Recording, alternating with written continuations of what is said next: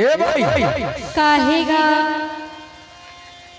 तय बाजार में आगू में का चीज ला धर के बैठे हसो कुछ न रखे होगा।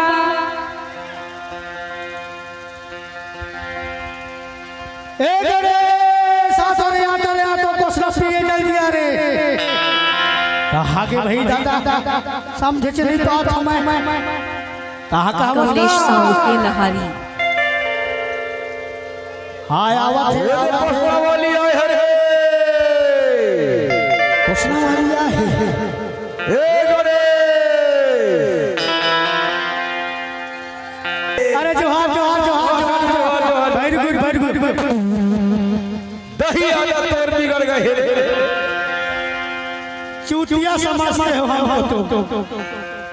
काय आदत बिगड़े है वो बता तो ए सूरज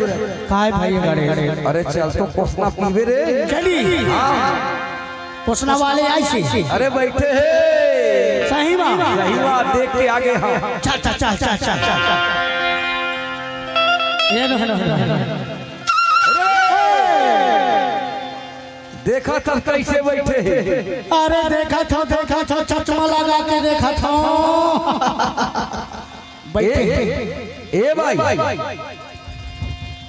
काहेगा तय बाजार में आगू में काचीला धर के बैठे हसो कुछ न रखे होगा। कोसना रखे हैं हाँ लेकिन एक बात है भाई का बातें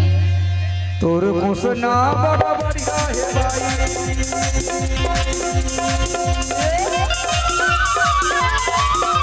कोसना बड़ा बढ़िया है भाई